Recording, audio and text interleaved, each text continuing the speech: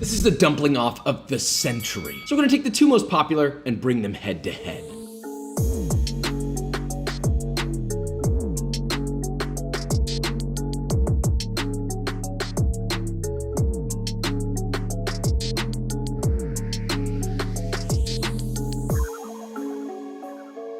Today we're doing Chinese-style dumplings versus Japanese-style dumplings. From what I've researched, Chinese dumplings have a much wider breadth. You know, you've got soup dumplings, steamed dumplings, there are also fried dumplings, yada yada yada yada. So I figured let's choose an iconic one, like shumai. Make them go with the #1 choice that you see often, which is gyoza. They've got some similarities, but they also have some major differences. We're gonna put them together, you know, have a little kiss, like clean fight, but then and we'll find out, well, which one I like, but more specifically, if there's a winner. So with all that being said, let's make this, shall we? Right, let's not waste time. First, we start with gyoza. Guess what? You'll need gyoza wrappers. Look, I'm not gonna judge you. Go buy them, make them yourself. It's up to you. I have a recipe for the wrappers. Link in the description for that. You like the little plug? All right. First off, pork. If you want gyoza, not only with maximum flavor, but with the most undeniably juicy, luscious filling, it'll have your knees shaking and wobbling at the mere squirt.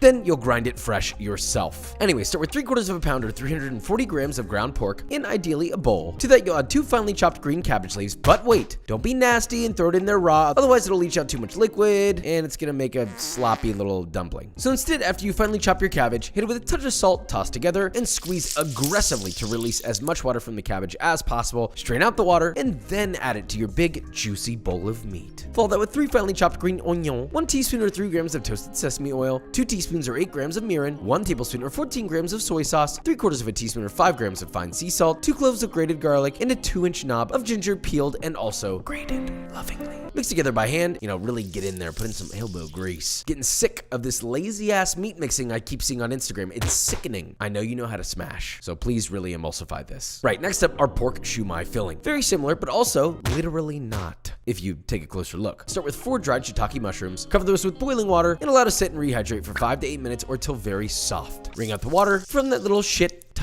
What? And then yet again, 3/4 pound or 340 grams of ground pork. The fattier the better, so it's not a lump of coal wrapped in dumpling dough. Into a bowl and add a 1/4 cup or 40 grams of finely chopped water chestnuts, 2 finely chopped green onions, 2 teaspoons or 10 grams of Shaoxing wine, 1 teaspoon or 5 grams of soy sauce, 2 teaspoons or 8 grams of granulated sugar, 1 teaspoon or 6 grams of fine sea salt, half a teaspoon or half a gram of ground white pepper, a 1-inch knob of ginger grated. Mix and homogenize that beautifully meaty masterpiece. Finally, cut half a pound or 227 grams of raw peeled and deveined shrimp into 1/3-inch pieces. Pop that into your meat, gently fold together to avoid mashing the shrimp up too much. Chop your rehydrated mushrooms finely and fold those in as well. Ah, the tale of 2 dumpy fillings. And while they both share similarities, they also look quite different in texture to me. The stakes raise yet again. Okay, shaping time. Both extremely different. For the gyoza, wet the edges with water lightly. You'll place around a 1.5 teaspoon dollop of meat on a dumpling wrapper, fold like a taco, adhere at the top center of that taco, and then you'll pleat both open ends 3 to 4 times all the way to the edges, first on one side and then on the other. Clip to make sure it's closed, make sure the bottom is flat. You can make it straight or you can curve it, it's up to you. Make sure everything is fully enclosed with no air bubbles. Bing bang bop, and you made a dumpling. Please listen to me here though. You're gonna have to shape a bunch of these by hand, so get a helper, but more specifically, relax your shoulders, loosen your jaw, unclench your cheeks. Ah, isn't that nice? And just make dumpling. Cool? Then repeat with all of your dumplings. Now, on to shumai. First, you'll need a different kind of wrapper. You can add an egg and slightly reduce the water in my gyoza wrapper, or you can buy an egg-based shumai wrapper. Now, make a hole with your index finger and thumb. Nice hole! Starting with half a teaspoon at a time, using an unsharpened butter knife or a mini offset spatula, smear your meat mixture in the center, allowing to push through that hole to start making sort of a little sack. Now, once you have the maximum amount of meat in the shumai, flatten the top out, flatten the bottom, and wet and fold any ears that are sticking up so it's nice and flat on the sides, and that's a shumai. Ironically, I actually find this one harder than the last. But again, breathe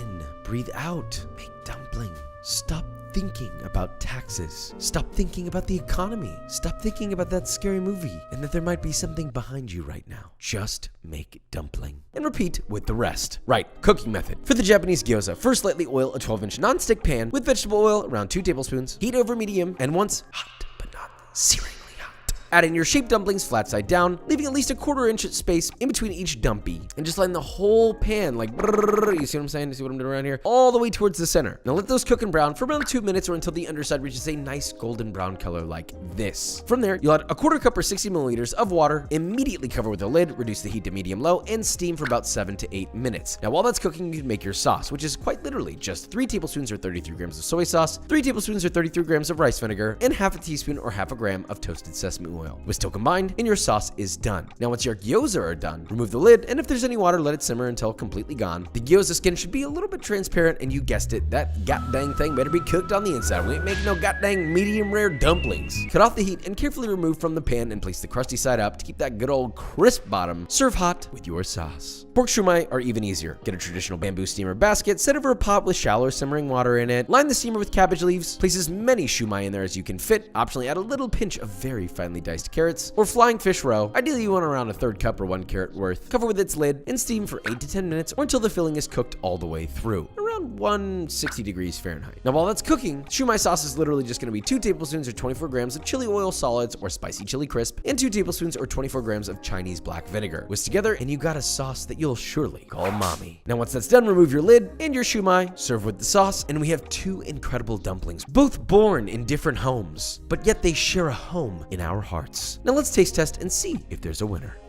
We got 2 dumperoonies right here. Gyoza, pan-fried, crispy bottom, steamy top, oily, nice, lovely, and shumai. If you've never had shumai, it's basically a really full dumpling. We'll start with the shumai. I'm liking it. Now, gyoza, the secret. You bite a little hole, you dip, but then you kind of scoop, and then you eat the whole thing. Okay, you got the crunch on the bottom. Salty, sweet, acidic. Just like this intense, garlicky, green onion flavor. It's very straightforward. The texture's super meaty, but fatty at the same time. There's distinct differences between these two though. If I were to pick, I would pick the Japanese gyoza over the shumai because I feel like it hits more of the little elements that you want. A little crunchy, a little chewy, a little soft. And to me, the flavor's a little more straightforward. The shumai is much more complex. So if you're looking for complexity, shumai is the answer. But in my book, I'm going with the gyoza more often than not. But one isn't necessarily better than the other. But do you know what is always better? B-roll.